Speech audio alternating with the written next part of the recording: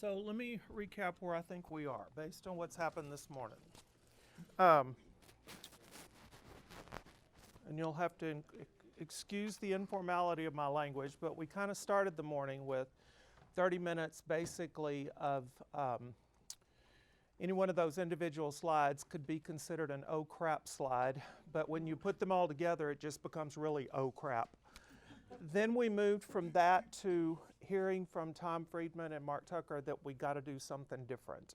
And the last thing I heard Mark Tucker say was, and oh, by the way, we could do some of those things for the same amount of money that we're spending right now. And then we looked at a slide that, quite frankly, I consider the most depressing slide in our entire curriculum, and that's that achievement gap slide. That reminds us that the achievement gap that we like to talk about is only the first half of it. The second half is there's an even bigger achievement gap waiting beyond that one. Then Chris took us through a benchmarking activity because we can't talk about what those countries are doing that we could at least consider that we do without looking at what that is. And what I appreciated about the discussion that I heard just in, as you identified those similarities, was on none of those similarities did I hear the word but and the phrase we can't do it because. In fact, I heard a lot of, well, we could think about this as far as how we do that.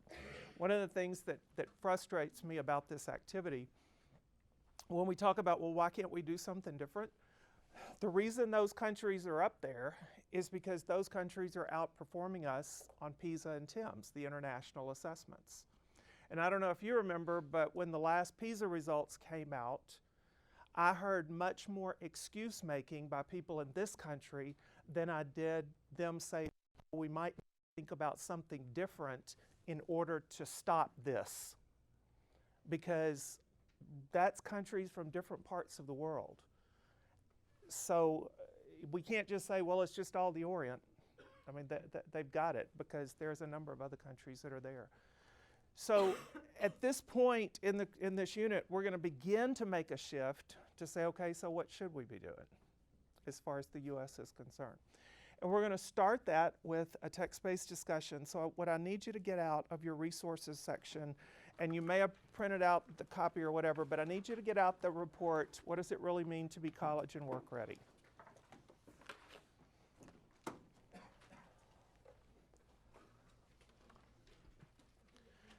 And just to kind of recap where this report came from,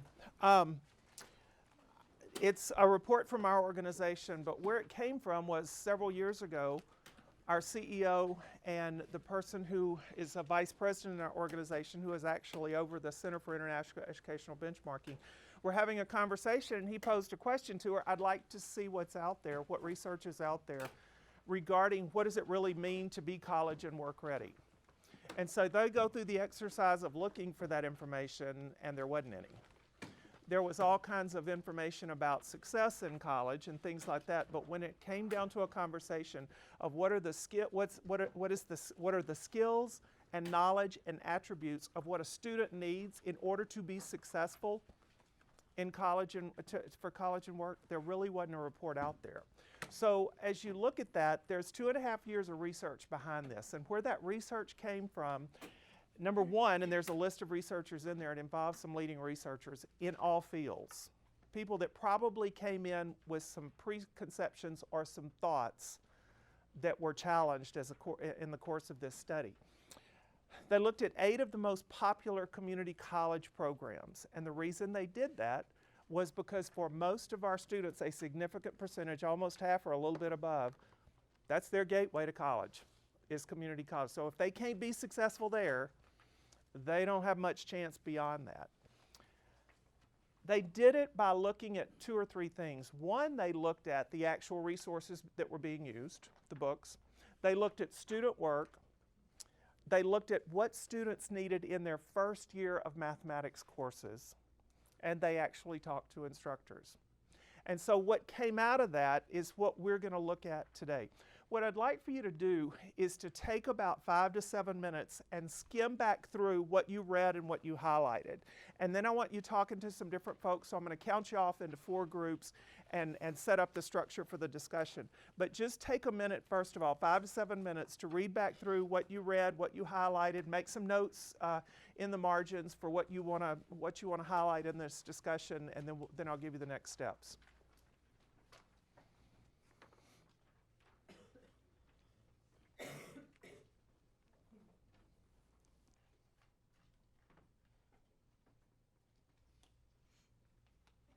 So I will own up to you, when I first read this report, I struggled with it.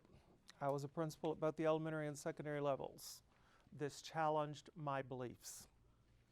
And the more I thought about it, it wasn't my beliefs that it challenged, it was my assumptions that it challenged. So as you are discussing this in a few minutes, you may disagree what's in here. That's fine, but put a little bit more into that discussion than I'm just not sure I believe this.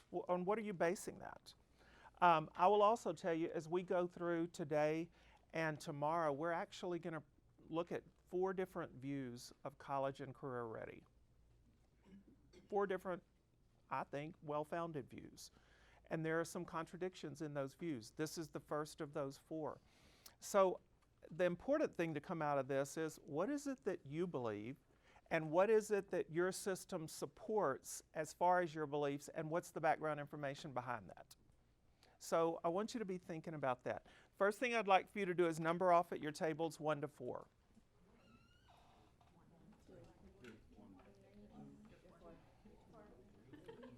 All right? That should not take that long. Otherwise, in one of these sections, we got to add a whole new element to college and work ready. So everybody should have a number. It's either 1, 2, 3, or 4. It's that uncomplicated. All right. And we will use a text-based structure quite a bit throughout this cohort. And I'm going to push you on using the text-based structure. When you ask people to think about something, or when you put a point in the discussion, I want you to take people to the page and paragraph, because I want them to look at it too and know where that's coming from. I want it to be a conversation, not let's take turns, and I'm not worried about for that from what I've observed this morning, so I think we're good there. But I want you to talk to each other about it. There are 3 questions that I want you to focus on, and I'm going to ask you to focus on the question that I put up, and then I'm going to call time in about 10 minutes, ask you to shift questions. And here are the 3 questions. Number 1, I want you to focus on mathematics. What kind and level of mathematics is required for college and work ready, based on what the report says and based on what you want to bring in the discussion? After that, I'll move you to the next part of the discussion regarding literacy. What kind and level of literacy and ELA is required. And then finally, this is where it's the no holds barred discussion. How does this information compare with conventional wisdom around the topic? In other words, that's where you can bring your beliefs and assumptions into it as far as where it is. So focus on the first one first.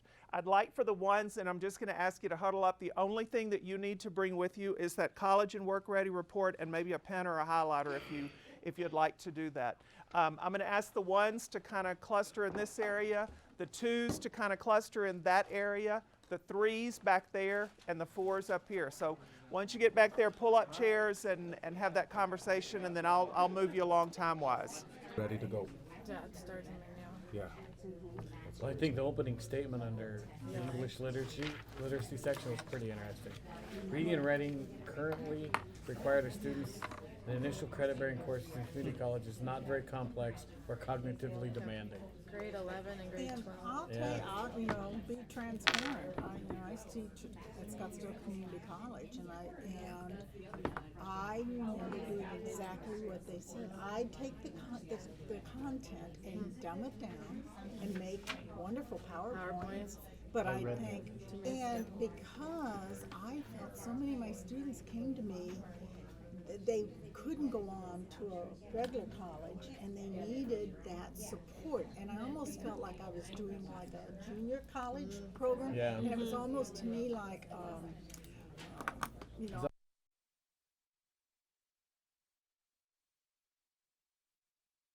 up to the right level. And so then I just really fed them, you know, and I think, Well- oh my gosh, this was me. But think about how, I mean, I can think about how that impacted us in our daily jobs, at least me as a regional director when I was an RD. You know, remember some of the leaders' reports we'd get. No offense, anybody, but there was no way I could cut and paste from some of those documents and say, okay, Nancy, here's our, and send that Oh, remember? to our home We- office. I There's mean, no we way. were I've just spent rewriting like days rewriting. Yeah, you did. Days. Remember that? That's a big issue. I taught It school is. law this last summer at ASU, and I mean these are teachers who want to become school Administrators, leaders. Yeah. I know. I sent papers back left and right. Good This for is you, not but- graduate level work. And you know, I mean, you run a risk, as you well know, because they do their little surveys, and Oh, yeah. Oh yeah. if they, you know, rate you too They much, survey they you don't. out. That's right. That's right. And my husband said, "Is that wise?" I said, "I don't care. If these people are going to be administrators, That's true. it's going back." Yeah, good for you. And their writing was better by the end, not perfect, but better, Good for you. because I wouldn't accept it. And that's what you get here. Yeah, You I get mean, that's that really what this remedial is student. talking about. This whole section revolves around the remedial English and writing Yeah. skills. And these are the people teaching our kids Very scary. who want to be our Right, leaders. Oh, yeah, that's the reason we say nothing should go out from the school unless it's Oh, reviewed by the I would never, as a principal, principal, because some let of it anything is go out unless I read it. Yeah. But you know, Because that's every sad. time it snuck out, Yeah. it bit me. Yeah. Because there were typos or It's mistakes. sad that we have to do that. I did that in my school too. Everything had to come through. Because remember That's when sad. they said up here that in Finland, they don't even do teacher observations because Yeah. they have They know such a they're so high we're quality concerned about a parent person in letter. the Wouldn't that classroom. be amazing? But here we are That's right. acting like we're correcting grammar. Yeah. And you need to. Yeah. Because sometimes it's, whoa. On page 9, I thought there was some connection between the mathematical findings and the ELA findings, which in the top paragraph says, on the last sentence, it says, consequently, placing greater emphasis on literacy with graphical representations and other technical means of communication seems like a sensible strategy for high schools to consider. Yeah. And I, it almost accentuates your point about putting things into PowerPoints and doing graphical representations with them, but keeping the complex language and vocabulary and writing that needs to be a part of that. And we talk all the time about graphical representations, and the teachers that you end up seeing the anchor charts around the room, including high schools. There are some high school teachers now that are really taking on and really putting up solid anchor charts, and They are. have improved greatly over the last 2 Probably years. helping the teachers. It helps the teachers because then it helps them prepare the lessons as well and understand what they're going to teach. These bullets on the top of page 7. Yeah, those ones Yeah, are those are really powerful. Yeah.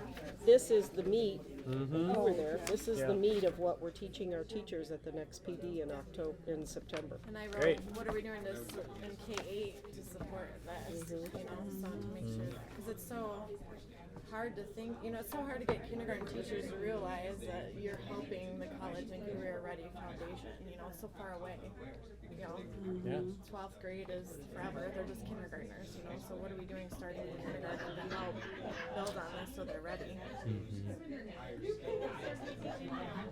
That goes back to that close reading, teaching our kids Exactly. to read What close. happens though? What happens to our kiddos when they get to this level at the high school? They don't have the skills. But the perception of the teacher, feeling as if he or she is not responsible for teaching That's a great. students Yes. this. Now the elementary teacher, we believe we must do this. Yes. We must do this, but at the high school level, this right here. Oh, bad. So They didn't sad. get it by Yeah, now. it's too late Sorry, now. it's Yeah. too late. Yeah. Some of the other articles we read lead to the whole social promotion thing, and I don't know that that's where we want to go either as a society, because I think we're just going backwards. Well, we had a conversation at a school yesterday about the fact that, if we're going to get all of those kids up to that level, that we have to provide the support, yes, but we also have to expose them to grade level standards. Right. Because some teachers think, well, they can't do grade level standards if they're in 8th grade but they're reading on a 4th grade level, oh, I'll just give them 4th grade work, and how that's not gonna close the Not gonna gap. cut it. No, it doesn't. No, Not. because even in special education, and I've worked with students with special needs, you're expected to expose students at their grade level curriculum, Right. but then still fill those gaps. But you're absolutely correct. It's just not happening. If you don't get it, you know. I'm thinking the great English teachers that I had worked with in the past, and the expectations that they had for the writing and the reading, they never lowered. And I'm thinking, and she was there for your time, Beth Baxley, she was relentless in terms of, it's a teacher, May's a former, she moved on, now she teaches college, go figure. But her expectation was so high, and she never allowed the kids to dip, and it didn't matter who it was. But I mean, the work that she would put in to get the kids that were lower was more work than, so she'd spend extra hours in the afternoon with them. You know what I mean? And that's the dedication that it takes to really get them brought up. And it's a hard. How do you get that out of every teacher? You know what I mean? It's just. You mean teaching? What do you mean? I mean, like, where you just don't accept where the kids are at, and you don't Very lower it, few and you don't teachers dismiss have it. that kind of Right. job. You well, you know don't what's just- funny is figure that out a way to You get figure out a way to get but it. it does take you have a relentless pursuit of that. Yeah, you're relentless about that expectation that you push into it. Find something different. Yeah. Find different ways. It's Try going to be different along the ways. same vein, but I want to change the question. Here's what I'd like you to think about just for a minute and talk about in your group. I want you to get in your mind a team that you might work with. It may be a leadership team, it may be your math department, it may be your ELA teachers, because you've been thinking about somebody. As you read this, you had to think about somebody. So I want you to think about that team, and I want you to think about putting this little document in their mailboxes on Friday afternoon. What's the conversation going to be Monday morning?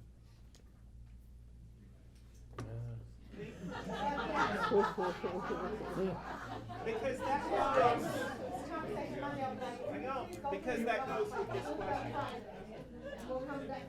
How does that information compare to the conventional wisdom around that topic? What are going to be their questions? What are going to be their reactions? What's going to be their level of agreement? What's going to be their level of pushback? Because the thing about it is, if you got this information and don't at least start a conversation, I'm just gonna be real honest with you, shame on you. I'm not saying you gotta do something different, I gotta say you need to at least talk about it and figure it out. So, get that team in your mind and then talk for just a few minutes. What's the conversation gonna be after those folks read What is this? the conversation? So at the school Talk a little level, bit more at the the table teacher's about first that. reaction probably, what the heck's he or she trying to tell me about how I'm performing in my job? Why is this in my mailbox? That's the first thing they're gonna say, but. What do you think, Karen? I think we have some leaders who are in this very room who could have had some conversation about some of these things. Very true. Karen put this in my mailbox for the second week working with Imagine. So, correct? Yes, I do. No. No. Essentially, this report. Yeah, I said about the same thing to him. You did. He About said, 2 months "What do into we it, need to probably. fix?" And I said, "I can tell you in a Yep. few words." You did. We worked on math for a while. Yeah. And that.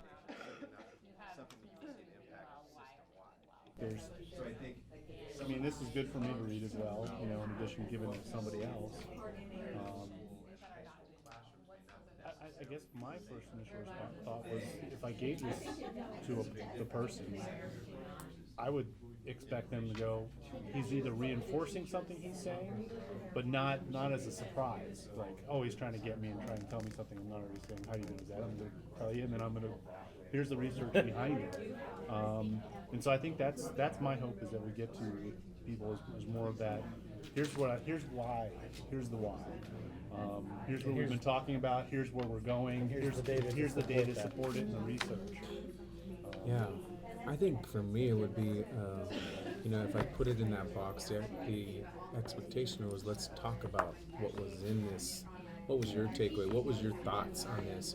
And then what can we do different so that we can improve what we're doing? I think that's probably a good approach. Yeah. To me, it would be that kind of, if you're going to give this to them, let's talk about it. Just kind of like what we're doing here. But then, what are some good takeaways that we can do to make it better as a collective group? Well, I was intrigued too. You used several times the idea of developmental readiness for those math skills, and I don't know if that's the case or not, but certainly in my experience with middle school math students, oftentimes it's a issue with readiness based on exposure or based on having achieved a While you're still in your groups, I number want to hear sense, some initial reactions. sense of numeracy. And you can tell me either your own initial reactions or you can pin it on somebody else and just say they said. So, what do you think? What you think? You know, Yes, she did. I'm talking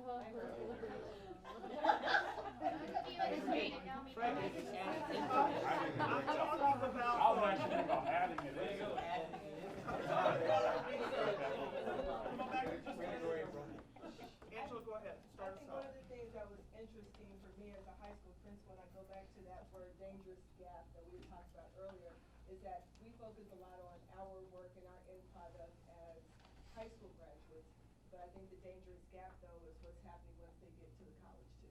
And I think unless we continue to move these conversations, not just to a 12-year education, but to a 16-year education, then we would probably be doing more in our schools to make sure that that connection was being made with our teachers and jobs. Just go back up to those slides from this morning. One of my takeaways from those slides is we're not getting kids college ready, but we're also not getting them work ready. I mean, that because the world of work is changing. Someone else. I thought it was interesting to hear Claire's interpretation of how her staff would respond if this was in a mailbox, which to me was encouraging, was that they would want more information, that they're not going to reject it initially, and so there's an impetus for improvement. So that was encouraging. We talked about that too, how the immediate question would be how. Like, I know this, but immediately it's, okay, I want this for our students. How do we get there? And I think that's what we're all trying to, figure out is the how. Please visit the Norris Room. I've learned to hate Siri, by the way.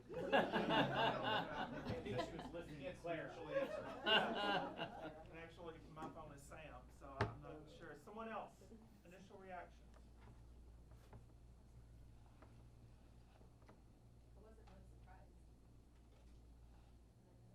Is that scary? Why? She said, I wasn't really surprised. And then somebody else said, why? I'll tell your background too. Oh, well, yeah. I worked at the University of Phoenix, and I saw the level of writing and the lack of knowledge that people had. And it blew me away that they were at the college level and couldn't put a sentence together. Yeah. Yes, I don't remember if this statistic was in there, and I do not know the statistic right off, but I know it's high. The percentage of kids that go to college or community college and immediately are put in remedial, non-credit bearing, cost bearing courses. If nothing else, why aren't the parents making demands? Yeah. Saying, I think we're also a product of some of our state initiatives that we had a skill-based test and then we went to it. There's a lot of dynamics. You can't just say that teachers are just horrible. It's a result of what we also communicated to They did. But I don't think, you can get credit in this. SAT tracks the quality of teacher credit used to. Either did Going back to what he said in relation to that show, several years ago, I wish I had saved the article. I think it was the Dallas Morning News had, you couldn't call it anything but an expose of community college remedial classes where they printed copies of students' work. It was embarrassing as an educator. Let's hear one or two more. Salika, I heard you. You heard Salithia? I did. No. Right off the bat, and I don't want to, I know more of you discussed this, but I don't want to lose sight of the fact that you brought up kind of early the notion or the fact that many of our kids are dropping out and not able to graduate because they're not being successful in math classes that they really don't need. Talk a little bit about. So look at anybody else. What's your reaction to that? I mean, I agree with Brenda. She's like, it's just kind of messed up. The reality is there's already enough hurdles to graduating college. So to find out that you have, let's say, I am, even at the community college, I need these 68 hours to graduate, and I have 64 or 65, I need these last 3 credits for math. It's a math class I'm not gonna need. It's something that is prohibiting me from graduating, so I give up. I just think the system, like it goes back to the system isn't working, and so the system needs to change completely, because that shouldn't be a factor, especially if we're not using it. If you're not going to use it, you don't need it. So what do we need? And the system should be set up that way. What do I need in what I'm trying to major in or I'm going to be doing in the workforce? So it goes back to the question, what's our willingness to change the system? John? There was that time frame between 2009 and 13 where I don't think our math scores went crazy low the last 4 or 5 years, but all that happened was the credits to graduate increased. And we're not helping down here, but so we're just gonna make more. Somehow we fooled ourselves into thinking that if we make negative carrots, kids will be more inclined to strive for it. Let's just make it harder, let's just make it tougher, let's just put more layers there, thinking, oh, they'll respond. So I told We're you a that we were product gonna of this talk by about our 4 college standards too, different though, models because of college and my career kids going ready. into college I wanna right show you one of now, those, has to another one of show those models, lots of math. talking about changing the system. One of the cases that we'll look at is several of our units, and we're gonna look at it tomorrow, and I'll remind you of the book this afternoon, but is the Montgomery County, Maryland case study. And it's laid out in the book Leading for Equity that's in your book bag. When Jerry Weiss went to Montgomery County as superintendent a number of years ago, he immediately found a couple of things, and like they frequently do in superintendent interviews, they brought him in and said, we want you to change this, this, and this, which they had probably told the previous 4 or 5 superintendents, but they really didn't want to make the bold, hard decisions to change it. And when he went in, and you'll read about this tomorrow, he went in and found something that really was not a shock. And Montgomery County is in the Washington, D.C. area. There were actually two districts. There was one district that was middle to upper class, that had high achievement, that was primarily white. Socioeconomic status was pretty much the same.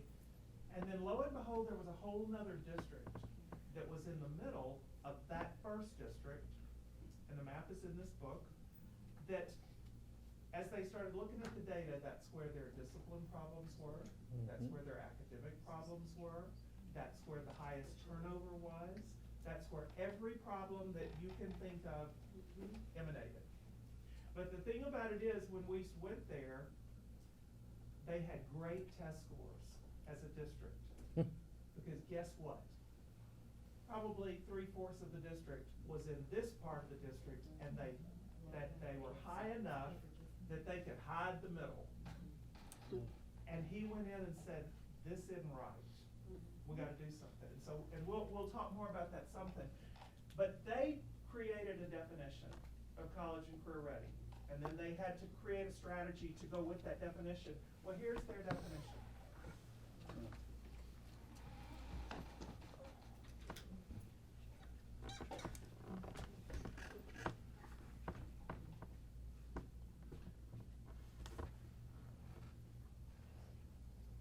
Now, I want to tell you one more piece, and then I want to hear your reaction, because I told you, there were some contradictions in our 4 definitions of college and career ready that we're going to look at.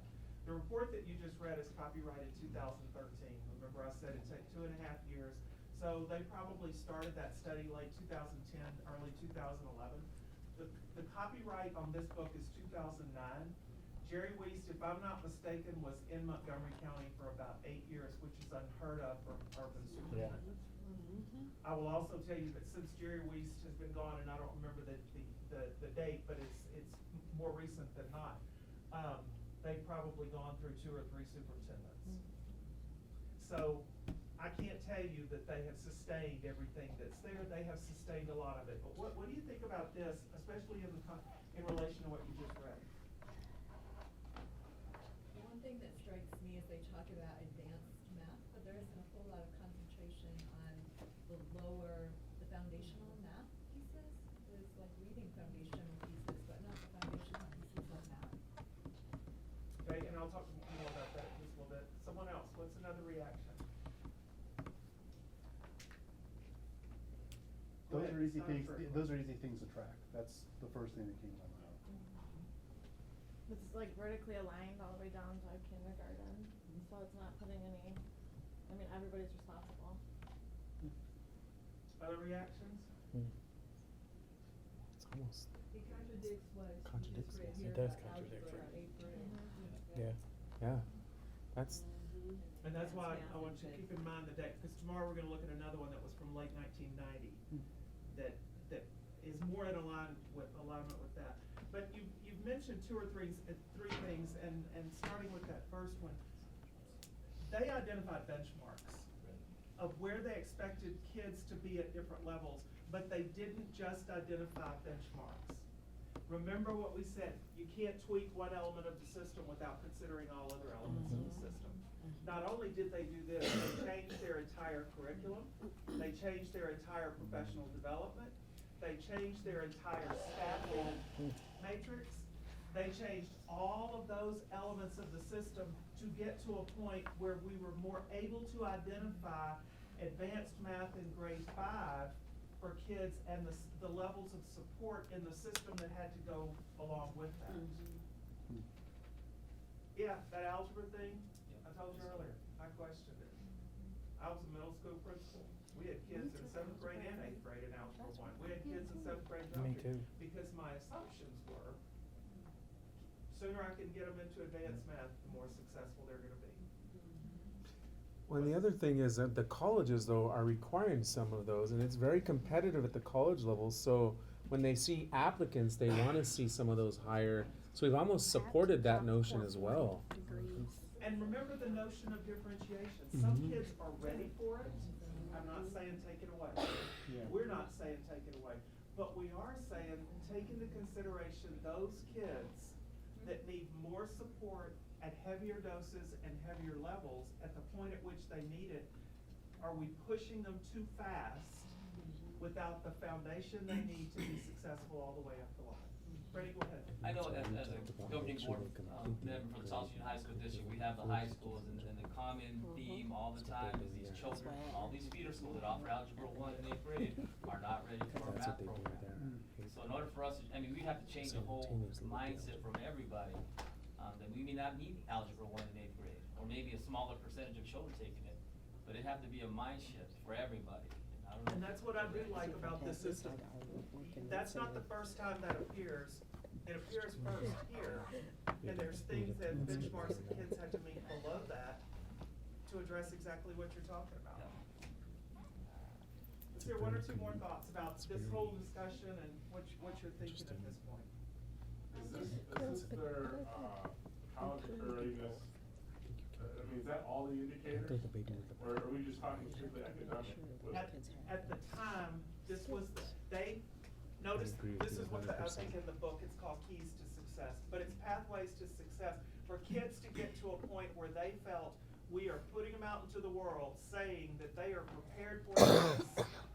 These are the academic indicators. Now, I can't answer the rest of your question right now, but I'm gonna go back. So I guess looking at this and even, reading this article, the scary part is, yeah, academic wise, these are areas where we want kids to be and levels we want them at.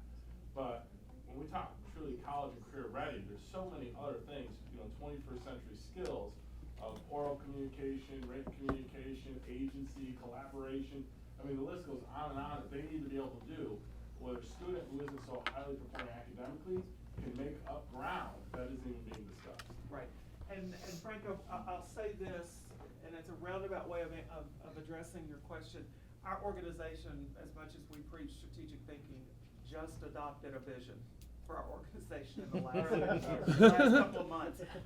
But our vision addresses not only the academic, but exactly what you're talking about. As you look at our curriculum, We will focus as we go through on both the academic side, the strategic side, but also as we include other units. In fact, tomorrow afternoon, the last section that we will do addresses our belief that all means all. And we probably need to take that one more step and say all means everything. Because we can't assume that we can focus on one part of the system and address everything. Let's see where we are. There's key findings from the report. I'm not going to ask you to do this right now because we're going to take a break and come back. So let's take a 12-minute break. Come back at 25 after. I'm going to ask you to use your journal quite a bit because one of the things that frequently happens in this is something will come up in a conversation and it'll hit you, and I want you to at least record some of your own things because at the end of all this, you know. Should I give it to Edward?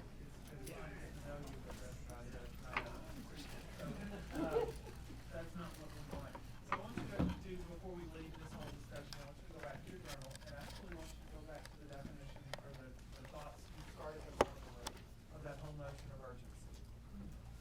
After our discussion about what does it really mean to be college and work ready, how has that impacted your thoughts about urgency? Has it changed it? Has it increased the impact? Has it caused you to say, I want to go back to my campus and start this conversation, and if so, what's the conversation you want to start? I'm not going to ask you to share this out, but I want you to take just a minute to put some of your reflections down, and then we'll move to the last section.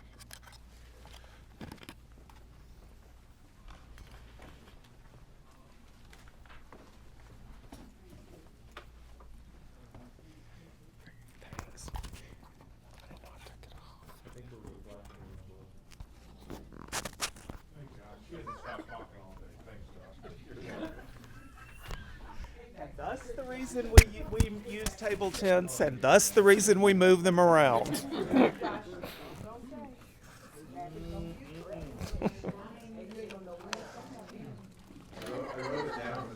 Reflection. Reflection.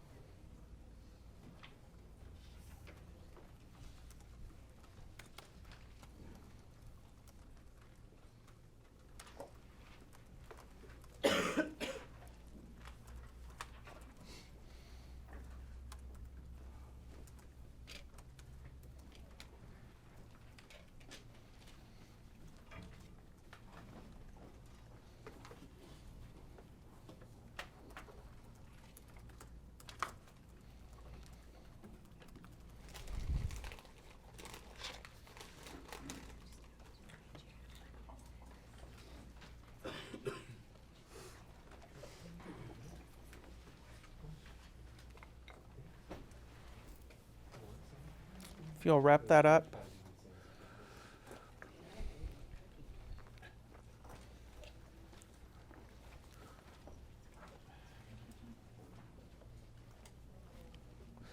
So you've heard us reference several times today Mark Tucker and we have not referenced as much our parent organization. Our parent organization is NCEE, and you see that at the bottom of the College and Work Ready report. You see our logo.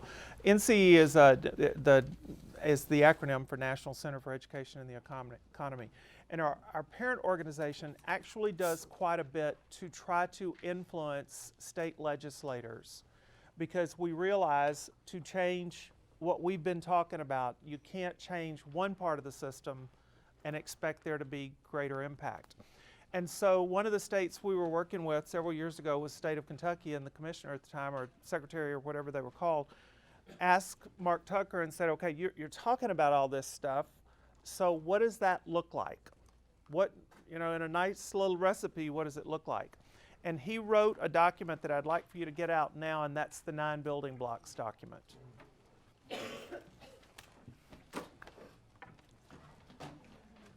And I want to tell you what, right up front on the 9 building blocks. The 9 building blocks, number one, are not based on a single body of research. It's drawn from several things. One, the work of OECD, which is a national organization. It's based on some of our work, the NCEE's work. But what this document is based on that work is, okay, here are the things that need to be in place to achieve the level that the high performers are achieving.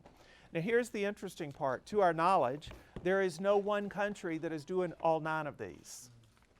But the high performers are doing a combination of several of these in different ways. So I want you to take a minute and keep your journal out, because I want you to think through something, and here's what I'd like for you to think through.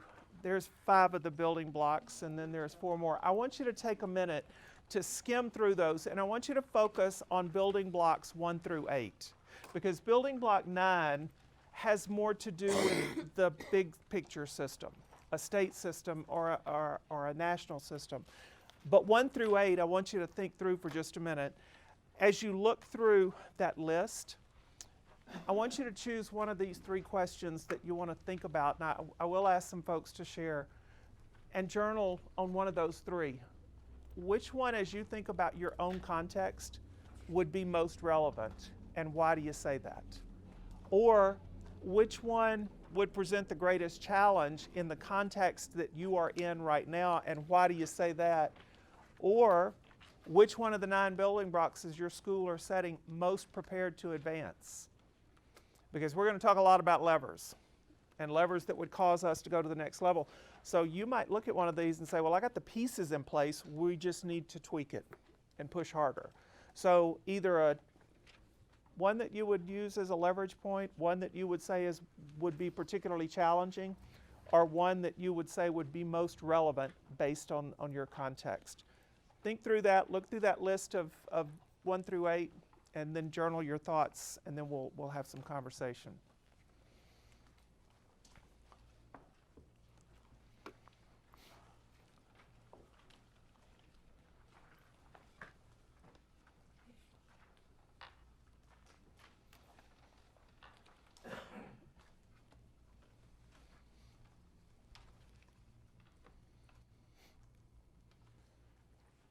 Okay, I'd like for you to get with 2 other people who are not at your table, that you have not had a lot of conversation with today, and talk a little bit about what you reflected on, whether it be the challenge, the relevance, the lever, but get with 2 other people so you're in a triad, and I'll kind of pace yourselves so all 3 of you have an opportunity to share. I would take the building blocks article, take your journal. If you've been on a computer, you may be able to just synthesize what your thinking was.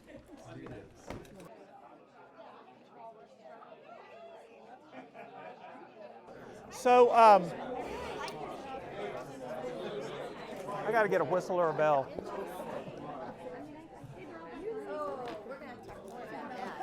All right, come on back.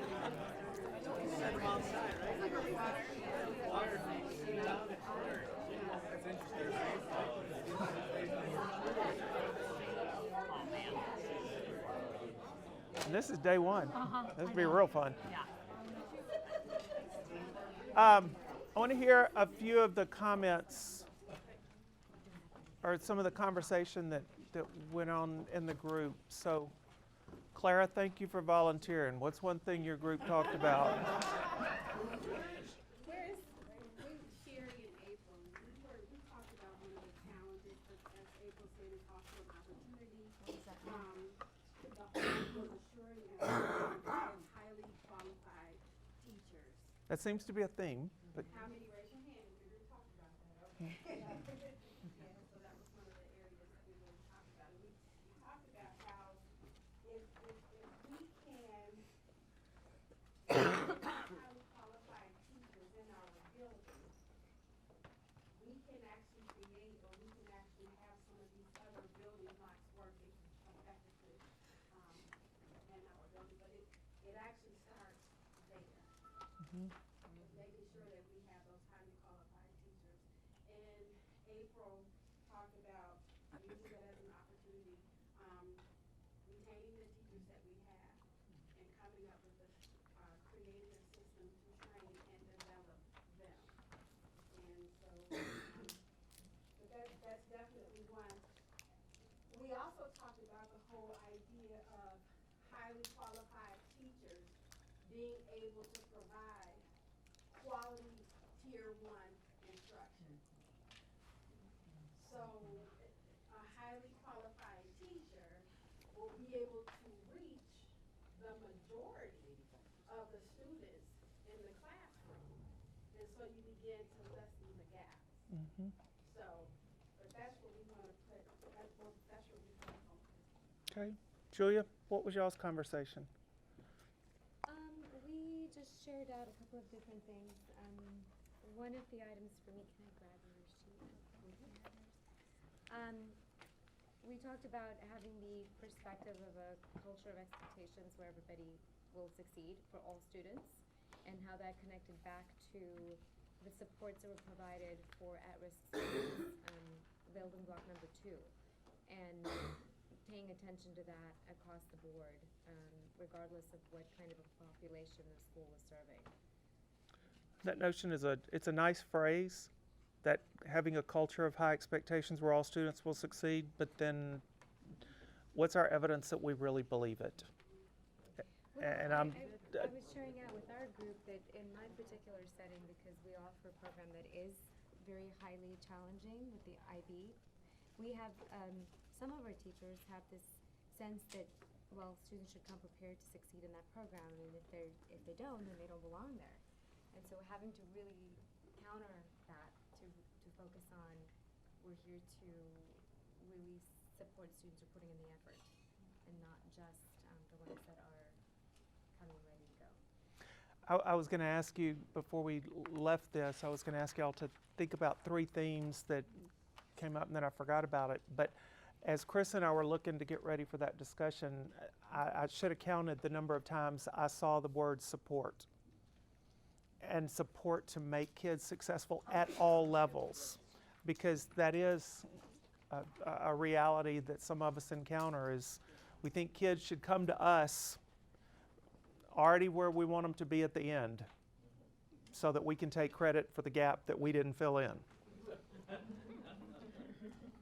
I was middle school principal at that point. It was a middle class neighborhood, and when I first became principal of that school, that was one of the things I struggled with. We were very willing to take credit for the job that the parents did. We were good. And what we didn't want to admit was the kids were going to be successful whether we showed up or not. Yeah. So let me hear 1 or 2 more. Eve, what'd y'all talk about? Something that stuck out to me was number 5. So the top performing systems do not allow less encourage alternative routes to teaching. But in where I'm at, we couldn't survive without that. I wouldn't have teachers to fill classrooms. And it's what we're talking about is kind of a vicious cycle. So when we're talking about that people aren't even prepared for the level of community college, you can get 60 credits and get a substitute teaching license, and now they're in my classrooms teaching, but without them I can't fill classrooms, so how do you overcome that? Then Clara mentioned, I mean, it's pushing ourselves to continue to lump together those 3 words: recruiting, retaining, and developing. And The recruiting part is hard because we got to find them. Then we got to retain them once we get out there. And I think somebody brought up first thing this morning, I go through all of this to train them and develop them where I want, and then I got to start all over. And that's, it's a reality that we will continue to talk through as we go through this program.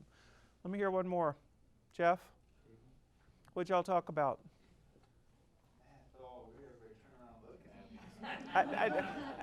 For a year and a half, I realized how much Jeff loved being the center of attention, so I needed to give that to him at least once. Edward doesn't know what he's talking about. Gosh. Matt, stop laughing. So we talked about which we had a really good conversation, guys, because I got to work with Angela, and honestly, being her AP, it really opened up the eyes. We both agreed number 3. I answered 1 and 3.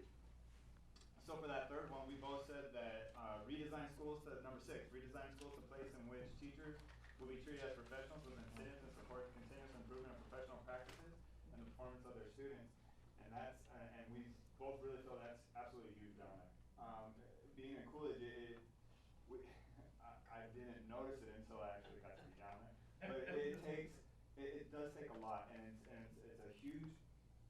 a huge responsibility on not her shoulders but my shoulders as well, to ensure that how we're treating our teachers and giving them what they need to be successful is the most important thing in order for us to move that school. And we can't lose sight of that. We can't be the ones that point the fingers back at them. We're the ones that are having to take that huge responsibility and say, in order for that to happen, it needs to come from us. And it was really eye-opening because there was a great discussion in terms of that. But then going back to that first one too, I said it was, she didn't answer that one, but I did. I said it was number 7, create an effective system of career and technical education and training for our students, and getting them to understand. We all know we want our students to graduate, and we want our students to graduate and we want them to go to college.